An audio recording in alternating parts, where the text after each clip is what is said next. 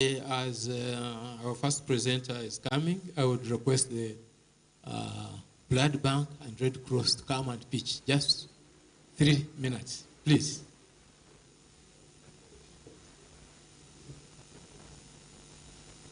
This is the interest of time. We don't want to waste any minute.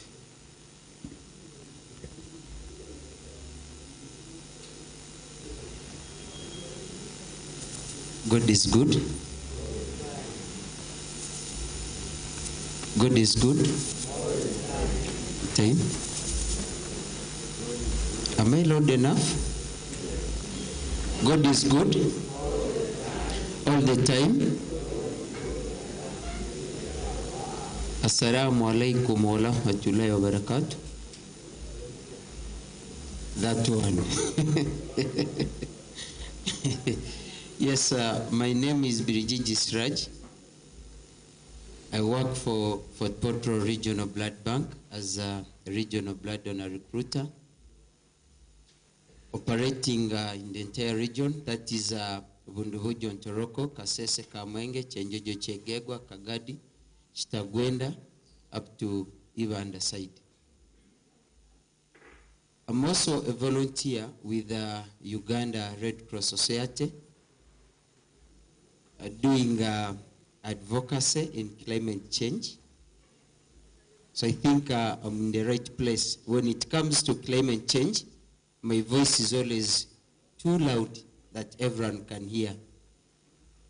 My recent experience is the latest last year's the regional interministerial delegates conference that was hosted by Uganda, where I was taken up as a youth representing all youths in the whole country. With great success, 4 of the ideas that I shared during the conference were taken up for implementation in the Eastern Horn of Africa. The COP27 that has just ended, hosted by Egypt, I actively participated, and 4 of my videos were played during the activity, showing the impact of climate change, especially from my region. Putting that aside, we want to bring about the aspect of blood. Do you think we need to talk about blood issues when it comes to climate change? Yes.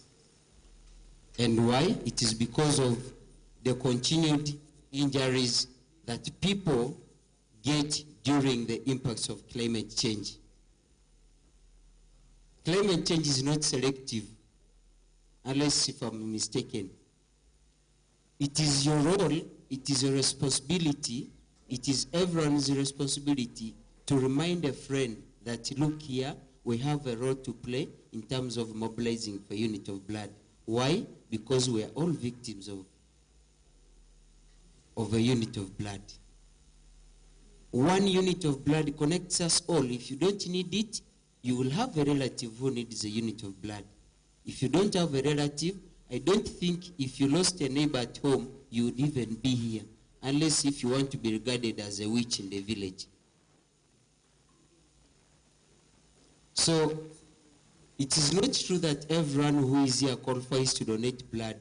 In other words, we have some standard operating procedures that we follow for someone to give out a unit of blood. 1 is the age factor. For you to give out blood, you must be having the age from 17 up to 65 years. Below 17, we don't allow you to donate. Above 65 years, like some of us here already, we don't allow you to donate. The second procedure for you to donate, you must be having at least 50 kilograms and above. This implies that if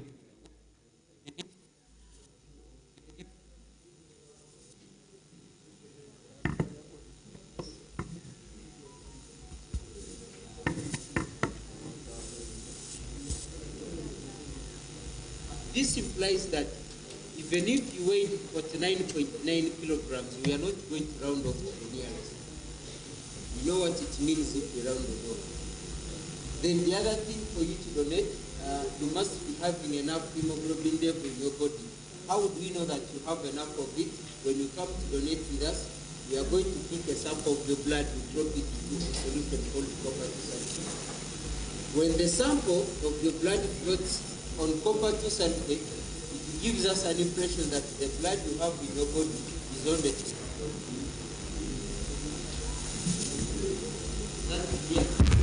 But when we pick a sample of your blood, it sinks into copper to sulfate, it means you have enough blood in your body. You also qualify to donate to another person. When I talk about floating and sinking already, some people are reminding themselves about the law of flotation, that an object will always displace liquid equal to its weight. Is that okay? For the mothers who are here and the young soldiers that I saw yesterday seated behind there, we don't allow a pregnant woman to donate.